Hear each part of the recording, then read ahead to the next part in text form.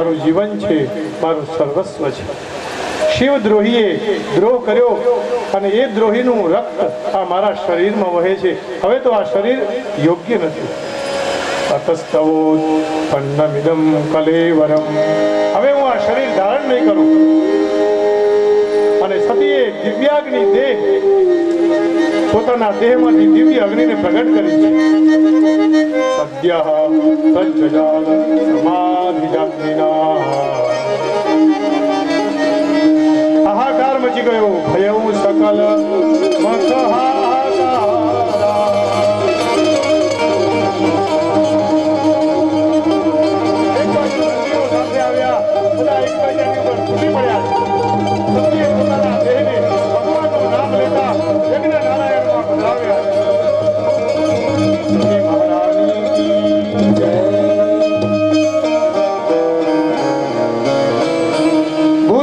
ખૂબ આક્રમણ કર્યું છે.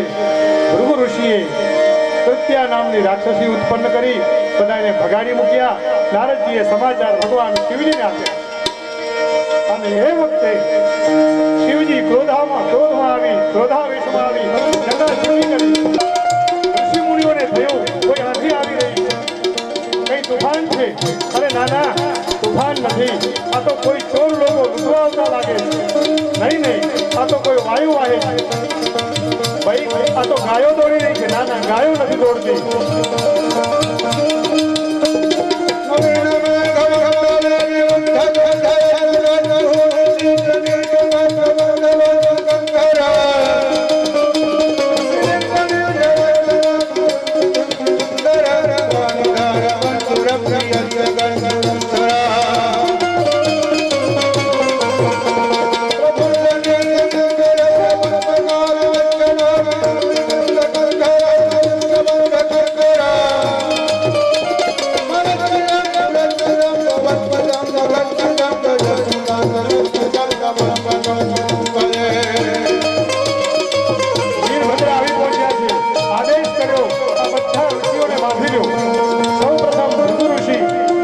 દાદી ઉપર હાથ ફેરવતા હતા એ ઋષિને પકડ્યા, દાદી ખેંચી લીધી છે, યજ્ઞમાં હોમી દીધી, ઉષા નામના દેવતાઓના દાંત બહાર કાઢ્યા છે, યજ્ઞ વિધ્વંસ કર્યો છે. આ યજ્ઞ નહીં, અજ્ઞાનનો નાશ કર્યો છે.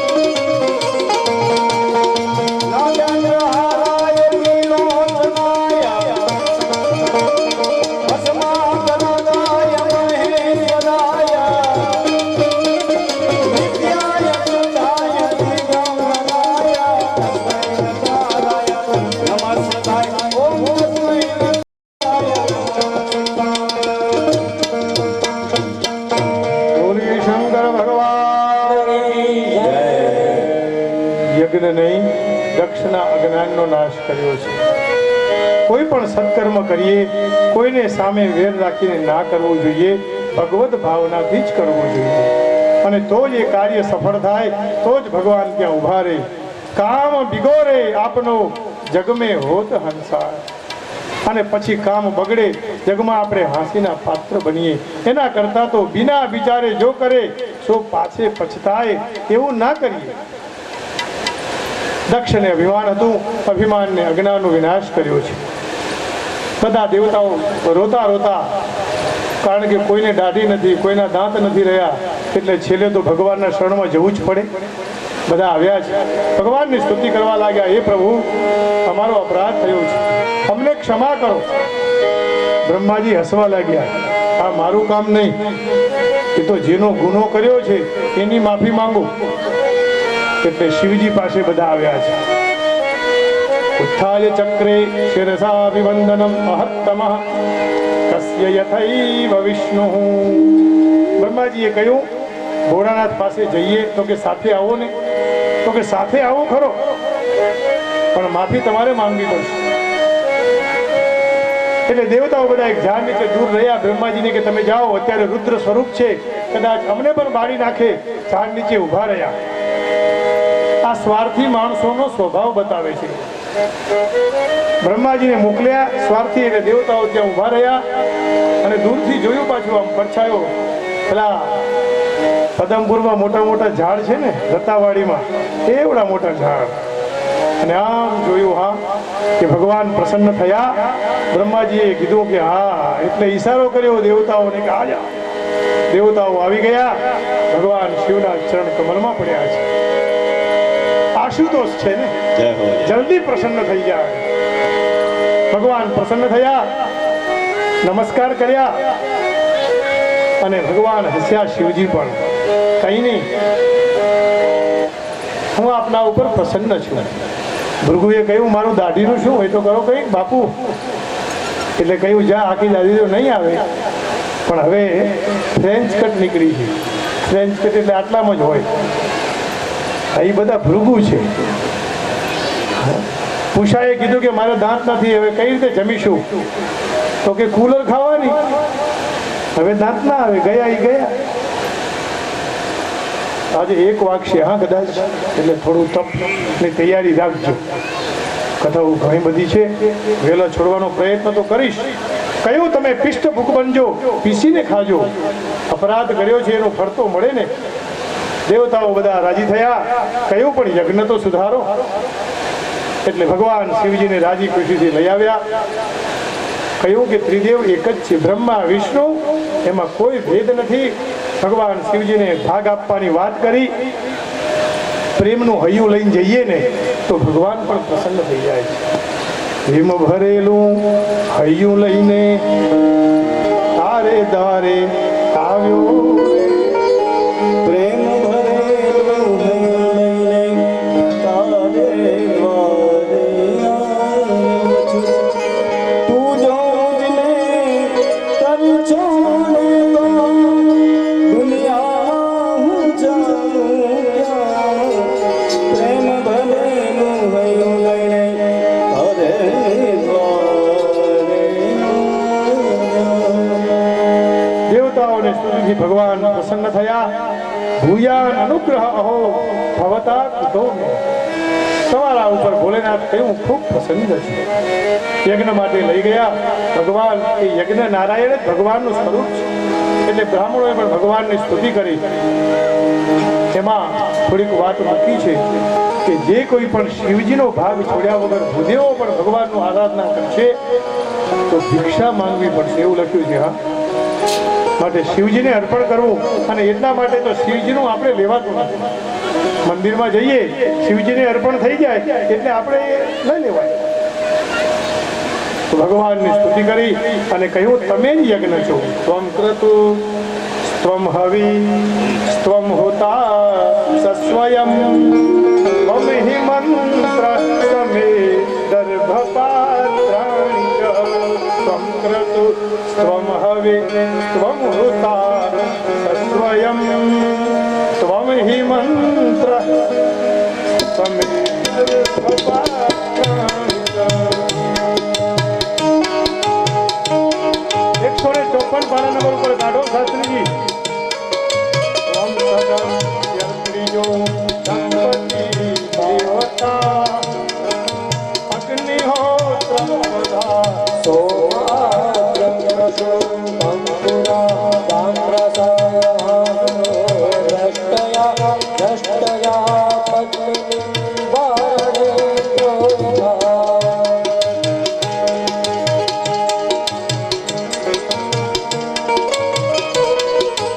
जय हो भगवान के नाम में डूब जाओ.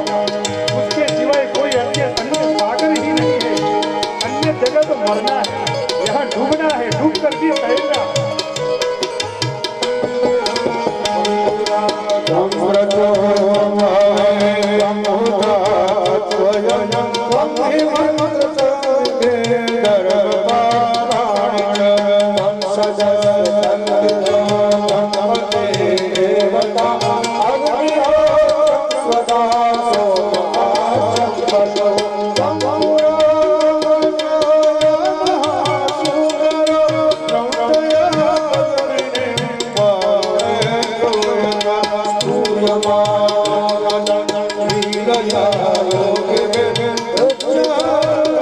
દાળ, ક્યાં બાદ ભાત, ચટણી અને પાછા ખીચિયા.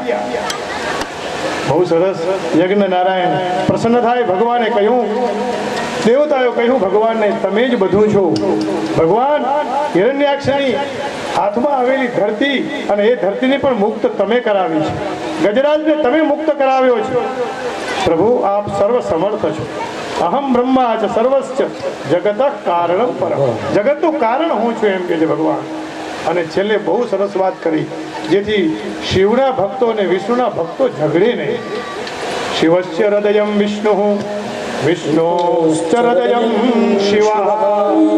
શિવ એ ભગવાન કૃષ્ણનું હૃદય છે અને કૃષ્ણ એટલે કે વિષ્ણુ એ ભગવાન શિવજીનું હૃદય છે. આ તો ભેદ આપણે પાડ્યા છે.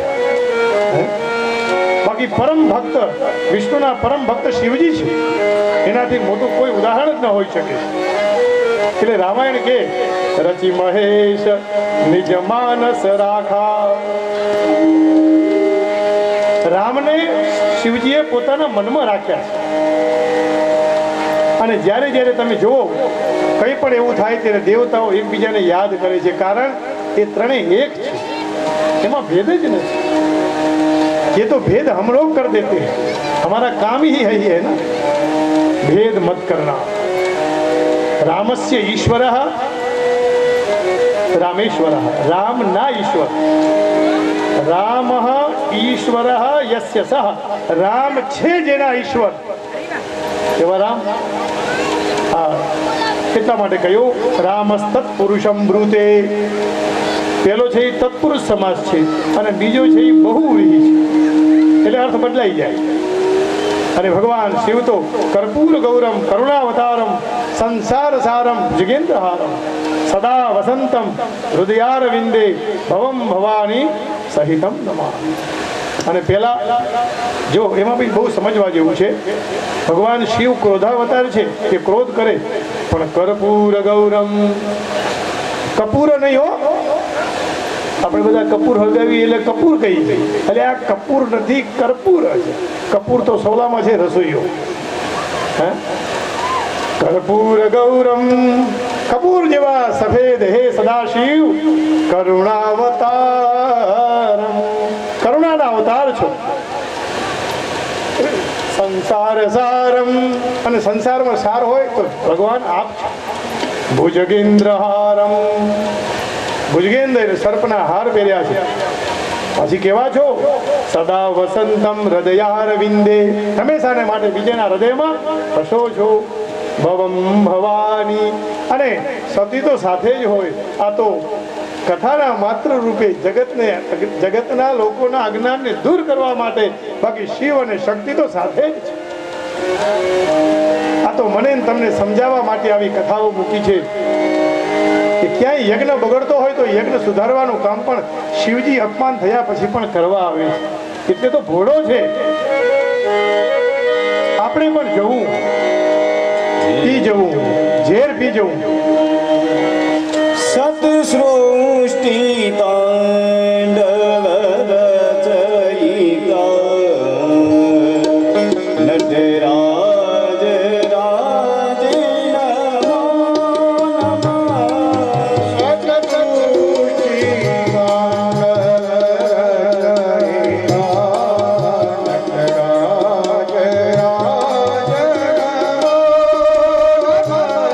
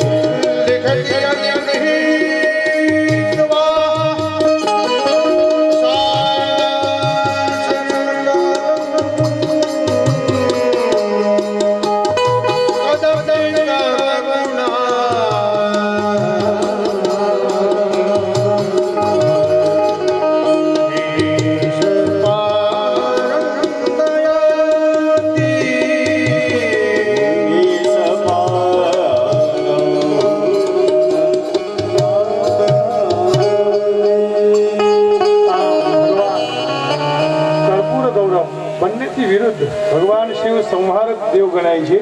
સંહારક એટલે આપણને આવીને મારી નાખે એવો અર્થ ના કરવો, તે કલ્યાણ કરતા દેવ છે. પણ મારું ને તમારું અજ્ઞાન દૂર કરે એવા શિવજી છતાંય કેવા સફેદ. અને ભગવાન નારાયણ પાલનહાર છે, સત્વ પ્રધાન છે, તો કેવા છે? શ્યામળ.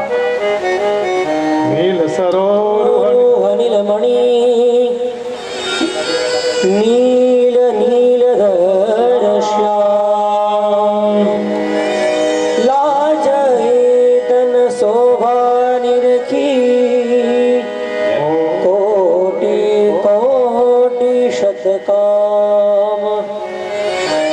ભાઈ આવું થયું કેમ? તો કે શિવજી ભગવાન વિષ્ણુનું ધ્યાન કરે છે અને વિષ્ણુ ભગવાન શિવજીનું ધ્યાન કરે છે. એટલે સ્વયં વિષ્ણુ ભગવાન કેમ આવા થયો કે એમની જે સાત્વિકતા હતી, સફેદપણું, એ શિવજીએ લઈ લીધું અને શિવજીએ પોતાનું વિષ્ણુ ભગવાનને અર્પણ કર્યું. ક્યાંય ભેદ નથી, એ તો પરમેશ્વર છે. કન્યાના લગ્ન થાય અને પછી કન્યા જ્યારે ઘરે જાય સાસરે, ત્યારે એના માટે પતિ એ પરમેશ્વર કહેવાય. હવે એનો મતલબ એ નથી કે એને કોઈનાથી મતલબ નથી. પતિના ઘરે જાય તો જેટલા બધા ઘરના વડીલ હોય, સાસુ હોય, દિયર હોય, વડીલમાં સસરા હોય, આ બધા હોય, જેઠ પણ હોય, તો એને પછી આંખ દેખાડવી? ના ના, એવું નહીં. બધાની સાથે સાથે રહીને, એટલે કદાચ તમારું મન એક જગ્યાએ એક દેવતામાં હોય તો રાખવું, પણ વંદન તો બધાને કરવાના. પતિ એ તમારો પતિ છે. તમે જેની સાથે વિવાહ કરીને આવ્યા છો એ જ તમારો દેવતા છે, પણ ઘરમાં સાથે રહેલા બીજાઓને પણ વંદન તો કરવા જોઈએ ને. એનું પણ અપમાન કઈ રીતે થઈ શકે? આ સમર્પણ ભાવ છે. આવો દિવ્ય ભાવ, આત્મસમર્પણની કથા મૈત્રેય મુનિએ વિદુરજીને સંભળાવી. સતીએ દેહનો ત્યાગ કર્યો. બીજા જન્મમાં હિમાલયની પુત્રી એટલે પાર્વતી રૂપે પ્રગટ થઈ અને એ જ પાર્વતી પુનઃ ભગવાન શિવજીને પ્રાપ્ત થયા. આજની કથા યજ્ઞનારાયણના ચરણમાં અર્પણ કરી મારી વાણીને વિરામ આપું છું. બોલો શ્રી ગોવર્ધનનાથ કી જય. શ્રી ગિરિરાજ ધરણ કી જય. વલ્લભાધીશ કી જય. શ્યામ સુંદર શ્રી યમુને મહારાજ કી જય.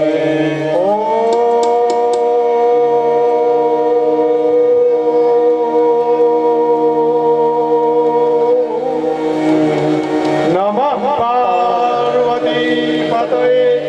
હર હર મહાદેવ. જય જય શ્રી રાધે. જય જય શ્રી રાધે. જય જય શ્રી રાધે. વૃંદાવન વિહારી લાલ. આજે રાધનપુરથી મહેશભાઈ શાસ્ત્રી સોલા ભાગવત વિદ્યાપીઠમાં ખૂબ સારો અભ્યાસ કરી અને રાધનપુરમાં સેવા આપે છે. ભિલોટના વતની છે.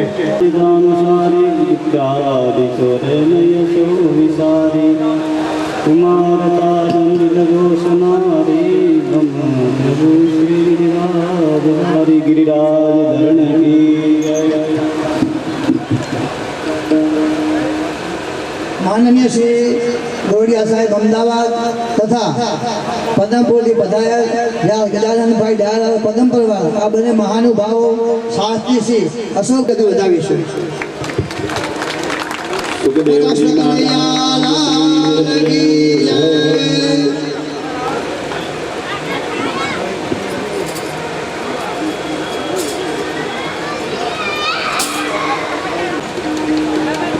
કૃષ્ણ કનૈયા લાલ કી જય. અત્રે ઉપસ્થિત મહાનુભાવો એ સ્ટેજ આવીને બેઠું છું. મેં જોયું બીજા કથાકારોની જેમ માત્ર ગાવું અને વગાડવું નહીં, મૂળ જે ભાગવત છે અમારા દાદાજી અને પૂજ્ય ડોંગરે બાપા જે ભાગવત લોકોની સમક્ષ મૂકતા હતા એ જ ભાગવત તત્વ આજ જે પૂજ્ય ગુરુજી આપણા સૌની સમક્ષ મૂકી રહ્યા છે. આ એક માનવ જીવનનો આપણો સર્વના માટે દિવ્ય લાભ છે અને એ લાભ આપ સૌને પ્રાપ્ત થઈ રહ્યો છે એટલે ભગવત કૃપા છે આપના ઉપર એવું હું જરૂર માનું છું. જીવનની અંદર મોટા ભાગે આપણે બેંક બેલેન્સ અથવા સ્થાવર મિલકત હોય એને જ આપણી સમૃદ્ધિ કે સંપત્તિ માનતા હોઈએ છીએ, પણ આપણું શાસ્ત્ર આ વાત સાથે સંમત નથી. અમારા ગોવિંદભાઈ આચાર્ય શ્રી જ્યારે તમને પુણ્યાહ વાચનનો વિધિ કરાવ્યો હશે ત્યારે કહ્યું હશે કે ધનધાન્ય સમૃદ્ધિ રસ્તુ, પુત્ર પૌત્ર સમૃદ્ધિ રસ્તુ. આ બધા આશીર્વાદ આપતા આપતા ગોવિંદભાઈ વચ્ચે એમ પણ બોલ્યા હશે કે શાસ્ત્ર સમૃદ્ધિ રસ્તુ, વેદ સમૃદ્ધિ રસ્તુ અને ધર્મ સમૃદ્ધિ રસ્તુ. શું સમજાવે છે આ વાત? માત્ર રોકડ અથવા બેંકમાં પડેલું બેલેન્સ કે પછી જમીન જાયદાદ આજ આપણી સંમતિ નથી, આજ આપણી સંપત્તિ નથી. આનાથી પણ વિશેષ સંપત્તિ આપણી છે અને એ છે શાસ્ત્ર સમૃદ્ધિ.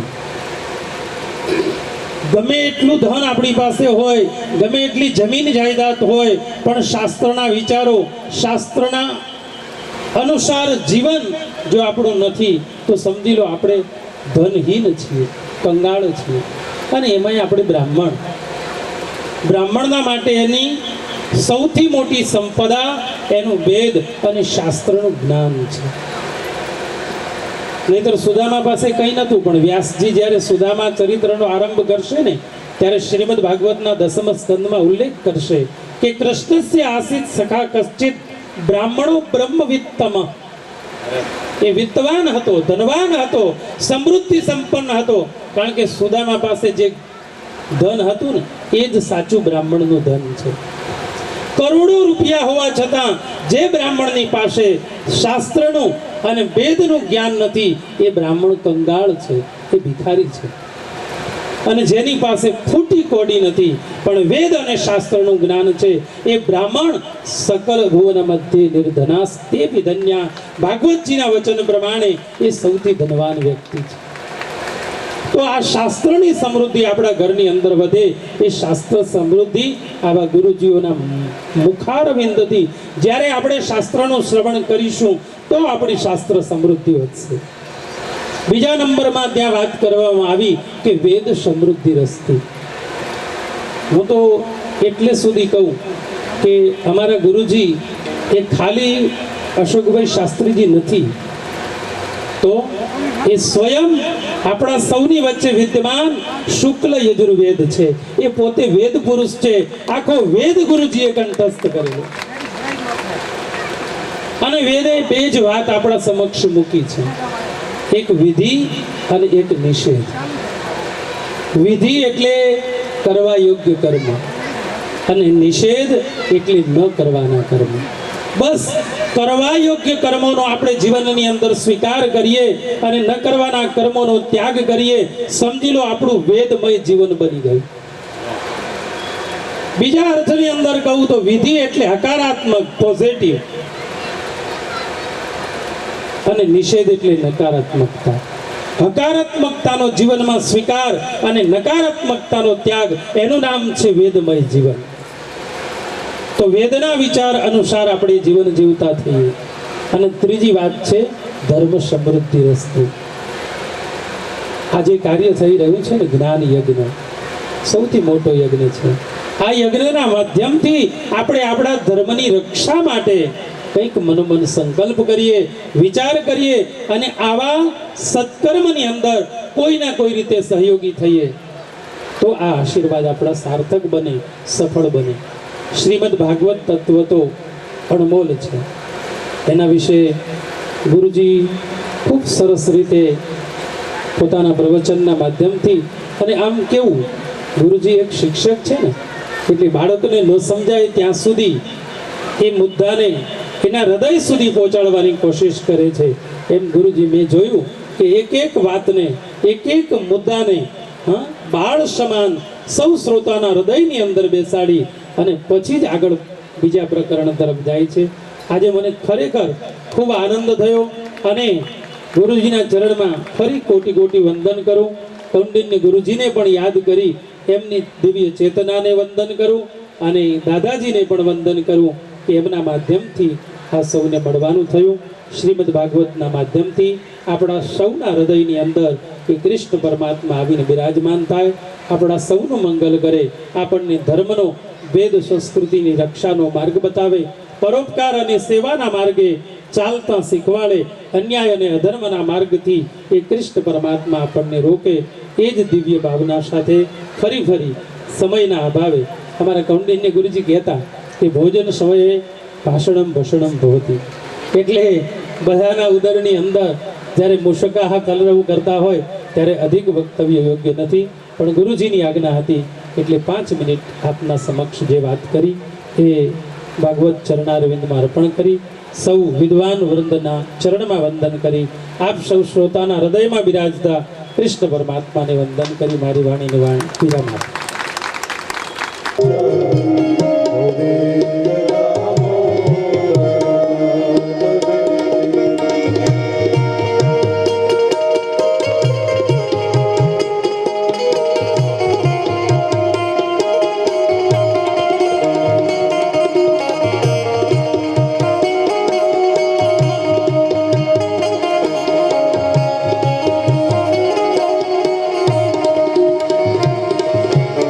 गुहे गुहे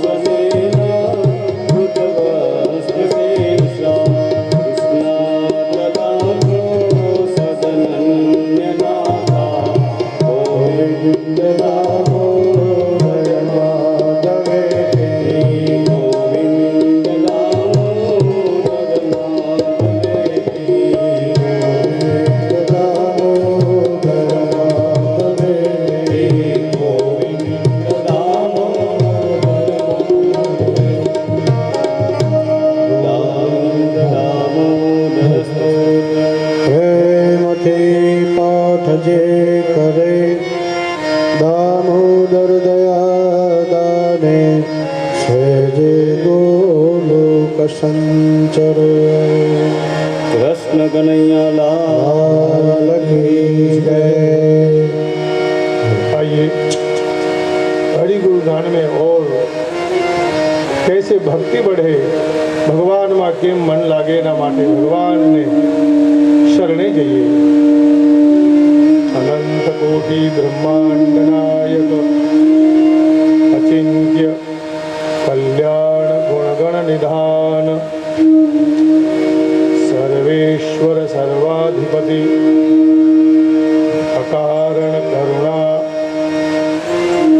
वरुणालय अकारण करुणाकारक परात्पर ब्रह्म अनंत कोटि कंदर्प दर्प दलन पटियान निर्गुण निराकार सगुण साकार जगदैक बंधु करुणैक सिंधु सच्चिदानंद घन परमात्मा श्री कृष्ण भगवान चरणारविंदमा प्रणाम।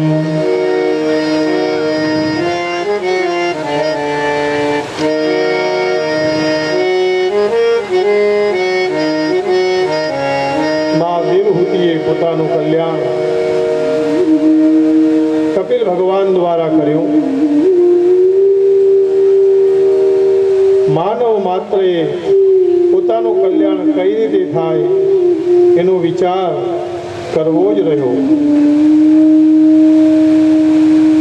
ભગવાન મેળવવા હોય તો એમાં કોઈ ઉંમરની આવશ્યકતા નથી, કેવલ બસ પ્રભુને મેળવવા માટે લગની લાગવી જોઈએ। મૈત્રી મહારાજ વિદુરજીને શ્રવણ કરાવે છે। માતા સતીનું પરમ પાવન ચરિત્ર સંભળાવ્યા પછી મૈત્રીજી બોલ્યા, વિદુરજી, મનુ મહારાજની 3 દીકરીઓ, એમની કથા મેં આપને સંભળાવી। એમના 2 દીકરા છે, પ્રિયવ્રત અને ઉત્તાનપાદ। હવે આપ એની કથા સાંભળો।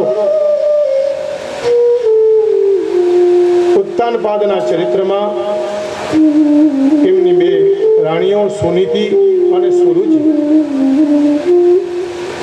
જાયે ઉત્તાનપાદસ્ય સુરુચિસ્તયો सुरुचि प्रेयसी पत्यु नेतरायत्सुत આ બંને રાણી દ્વારા 2 સંતાન, એકનું નામ ધ્રુવ છે અને એકનું નામ ઉત્તમ છે। બંનેની માં અલગ છે। ધ્રુવની માતાનું નામ સુનીતિ છે। સુનીતિનો અર્થ થાય બુદ્ધિમાની, સારી નીતિવાળી હોય એને સુનીતિ કહેવાય। અને એનું સંતાન એટલે ધ્રુવ અને સુરુચિ, જેને સારું સારું જ ગમે, બીજું કોઈ વસ્તુ ગમે નહીં, સંસારની મોહ માયામાં જ મમતા રહે, એને સુરુચિ। અને એ મનમાની કરવા વાળી।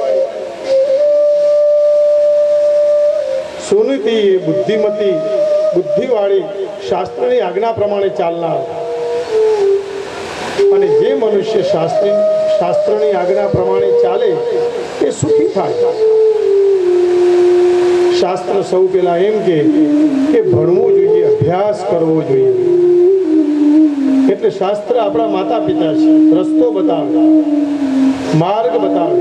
અસ્માકમ પિતરઃ શાસ્ત્રાણિ।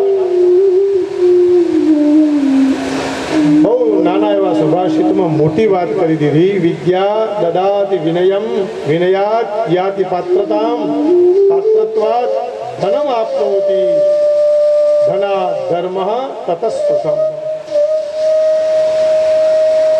માણસ ભણે એટલે વિનય આવે,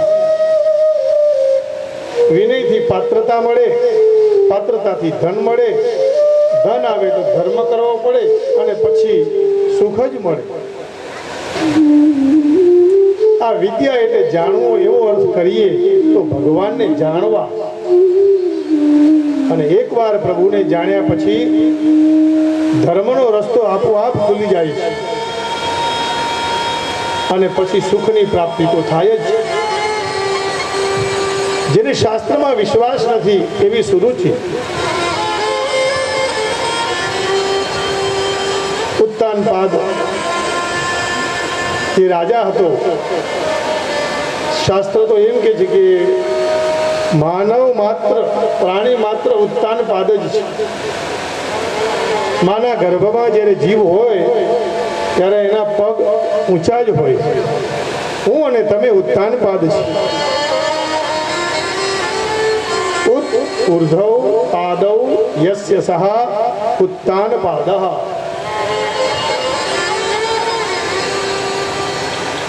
ઉત્તાનપાદ સુનીતિને દૂર કરી દાસી બનાવી અને સુરુચિને રાણી તરીકે સ્વીકારી.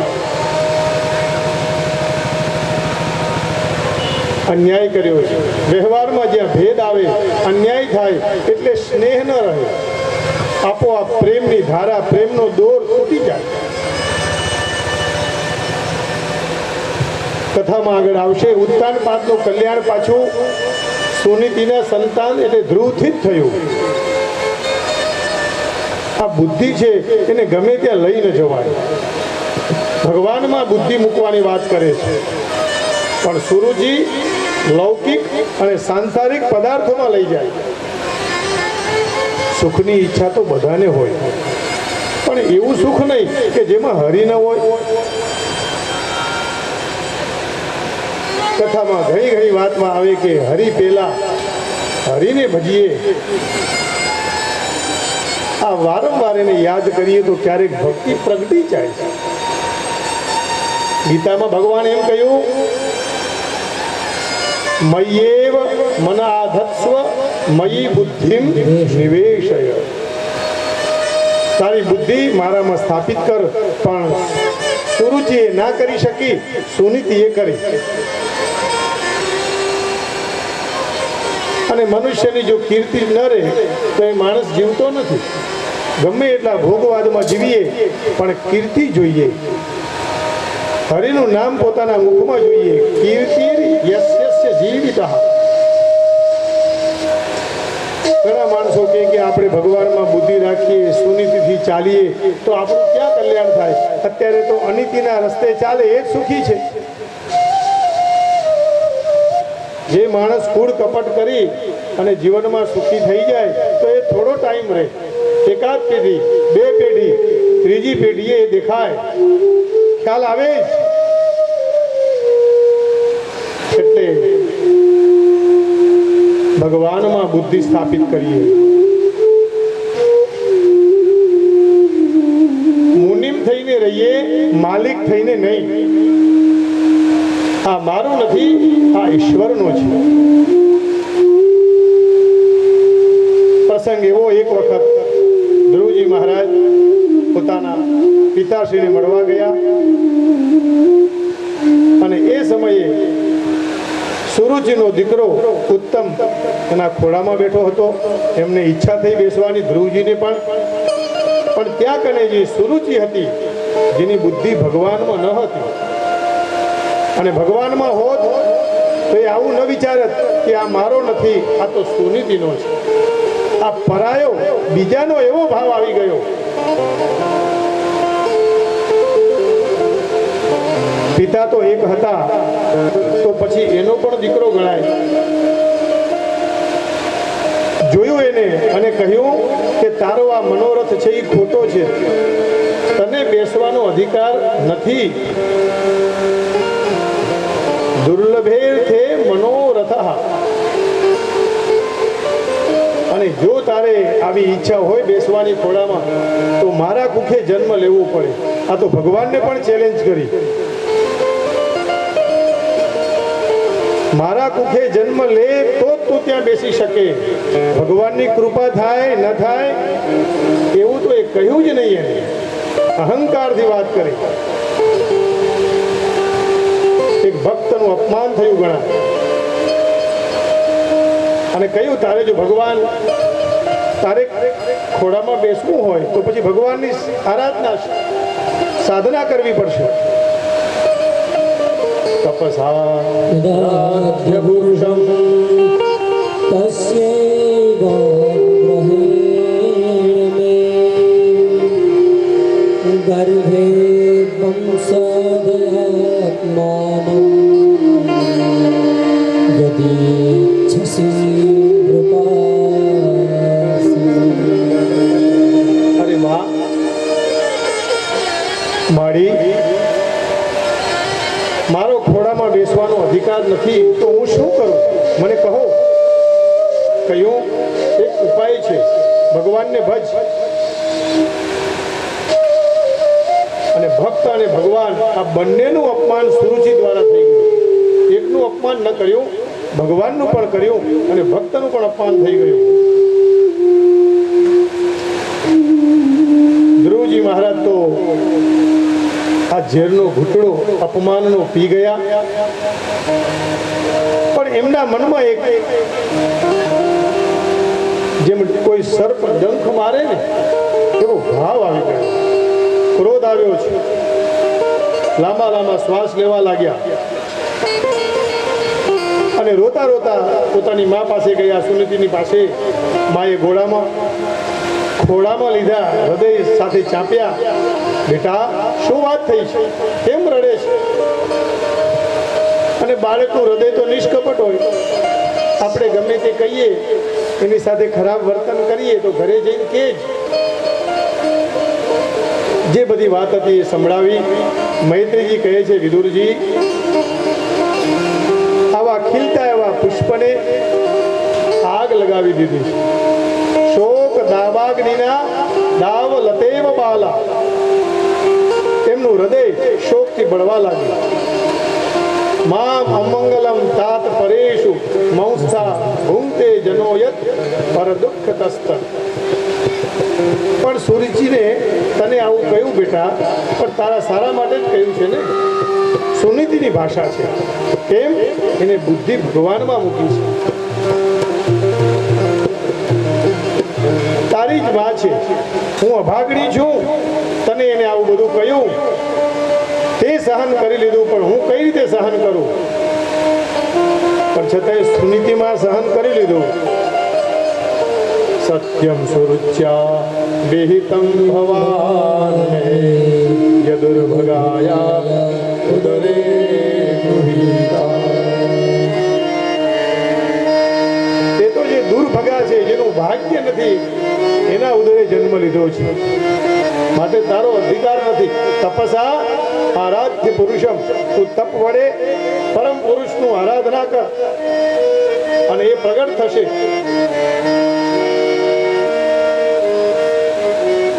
સુનીતિએ બહુ સારો વિચાર લીધો. કઈ વાંધો નહીં, તારી સોતેલી માએ તને સારા રસ્તે તો બતાવ્યો. અત્યાર સુધી હું તને આ રસ્તો નથી બતાવી શકી કે પરમ પુરુષનું ભજન કર તો તને ભગવાન મળશે, તારા દેહનું કલ્યાણ થઈ જશે. અને તારા પિતા પણ ભગવાનના ભજનથી જ આટલે સુધી પહોંચી શક્યા છે. બેટા, બધાયમાં ભગવાનને જોવાનો ભાવ કર, કારણ હરિ સર્વત્ર છે. હરિ વ્યાપક સર્વત્ર સમાના પ્રેમ તે પ્રકટ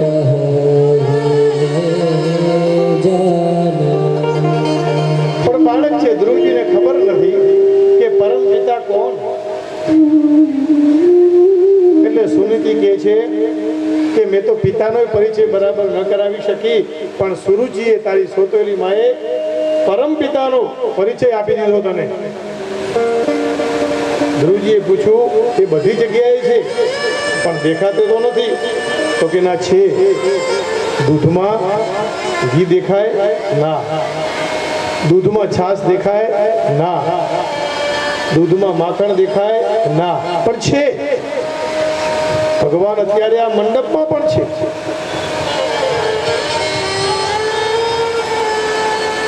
એ તો એને જમાવવું પડે.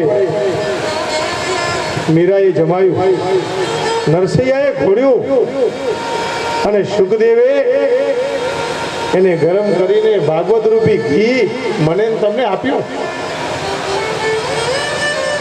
બધું મફતમાં કાંઈ મળતું નથી. ઈશા વાસ્યમિદમ સર્વમ યત કિંચિત જગત્યાન જગત. આ આખું જગત એ ઈશ્વરમય છે, ઈશ્વરનું છે. તુલસીદાસ મહારાજના જીવનમાં એક પ્રસંગ બનેલો. એમને પહેલેથી આ સંસ્કાર હતા. પત્નીને બહુ પ્રેમ કરે. નવા નવા લગ્ન, થોડો સમય ગયો એટલે પોતાની પત્ની ઘરવાળી પિયર તો જાય, સહજ છે. આણું વરાવે પછી મોકલવામાં આવે.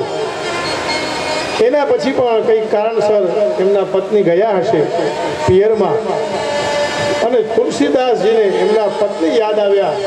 રાતનો સમય, વરસતો વરસાદ છે, ઘોર અંધકાર છે.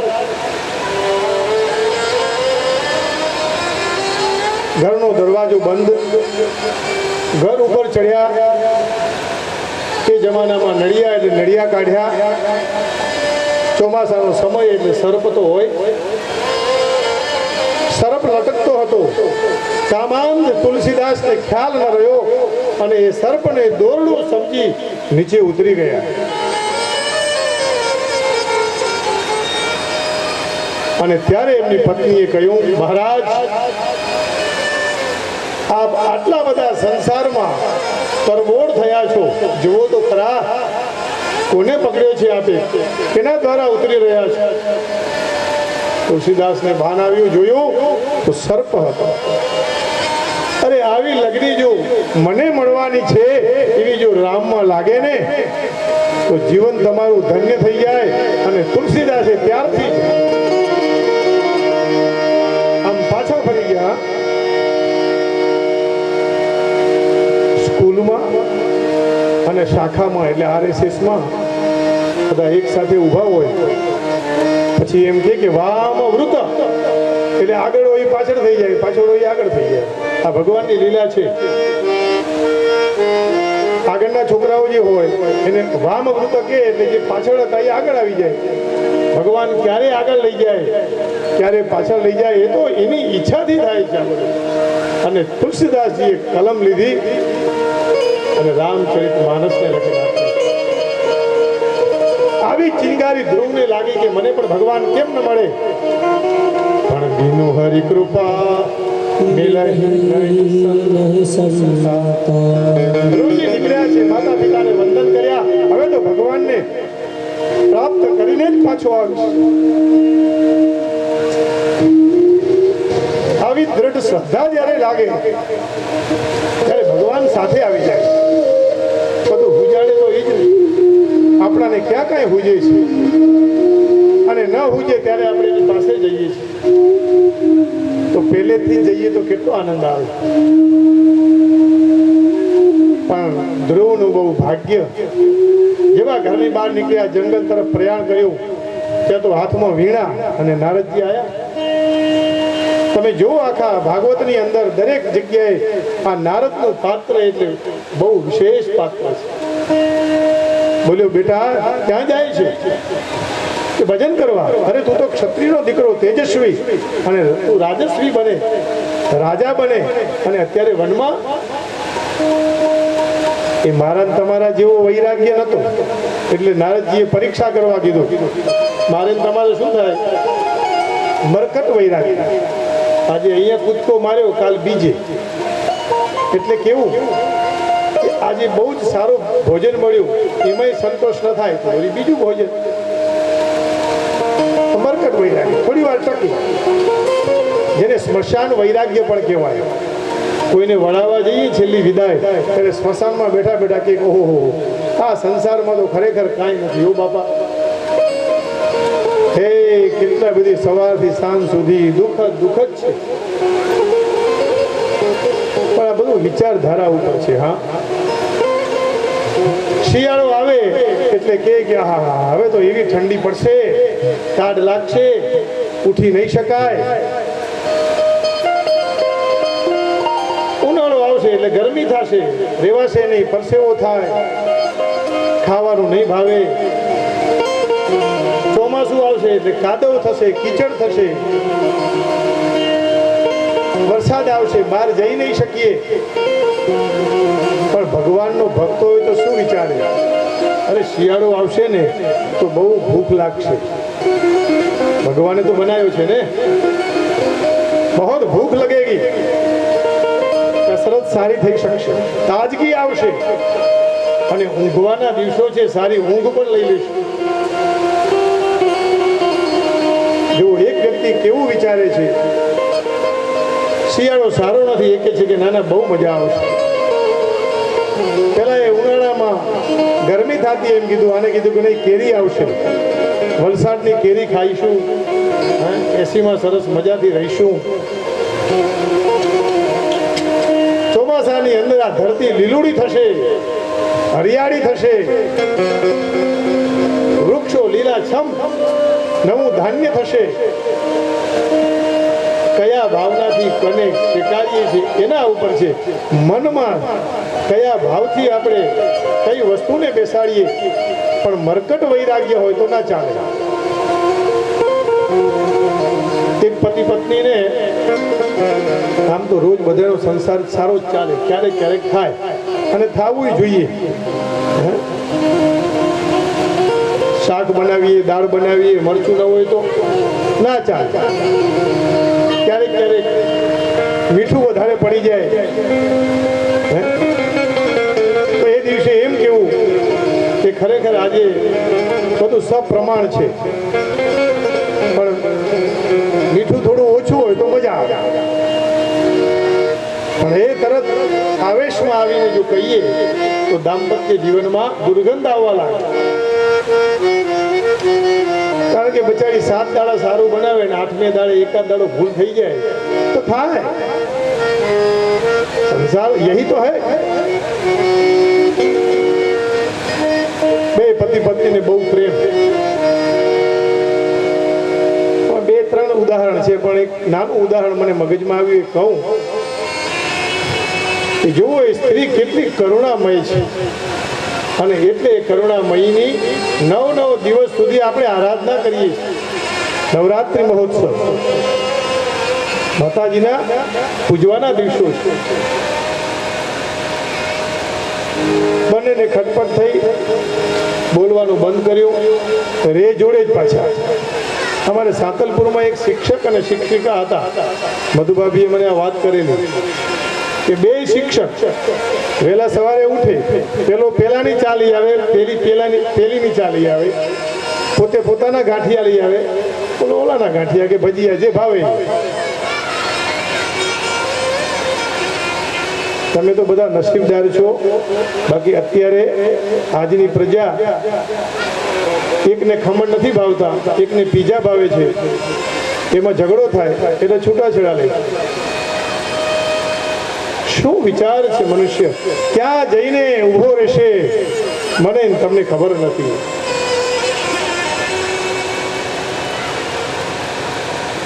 બંનેને ખટપટ થઈ, પોતપોતાનું કામ કરે, અને બહુ જ માથાકૂટ થઈ એટલે કોર્ટમાં કેસ ગયો. વડીલોનું ન માને પછી કોર્ટમાં જવું પડે, એટલે બસમાં સાથે જ જવું પડે. એક જ દિવસે તારીખ હોય, બે સાથે જ રહે. પીપરાળા જેવું કોઈ ગામ, એક જ બસ આવે, 8 વાગે આવે, પછી બીજી સાંજે. એમાં બંને ગોઠવાઈ ગયા છે, 10 વાગે રાધનપુર પહોંચવાનું કોર્ટનો સમય છે. હવે ટિકિટ કોણ લે આવે? પણ બાઈ પેલા આગળ બેઠેલી, અને એ જમાનામાં પૈસા તો બેનો પાસે હોય નહીં, ભાઈ જ બધું રાખે, વહીવટ એ જ કરે. આ તો અત્યારે બહેનોએ એટલું બધું બર કર્યું ઇન્દિરા ગાંધીથી કે બધો વહીવટ બહેનોએ લઈ લીધો. કૃષ્ણ કનૈયા જય તો બોલો. તમારી વાત આવી, હારી આવી વાત. આ દેવતાઓ તો બિચારા રાજી જ છે, તમે સંભાળો. હોય દેવતાઓ જય બોલતા જ નથી હો, તમે તો થોડું થોડું બોલો છો. શ્રી ભાગવત ભગવાન કી જય.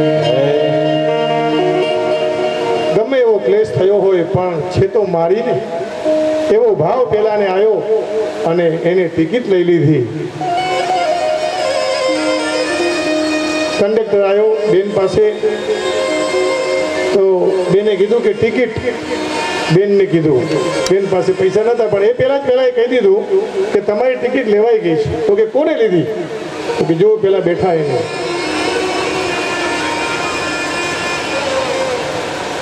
એ વખતે બેન બોલી,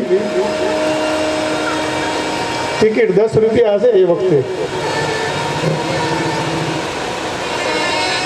કે ગમે તો હોય તો એ મારો ધણી છે. હાથ પકડી અને હજી તો હાથલપુર નહીં આવ્યું હોય ને તો રૂજુ ઉતારી દીધી. ઉતર ઉતર.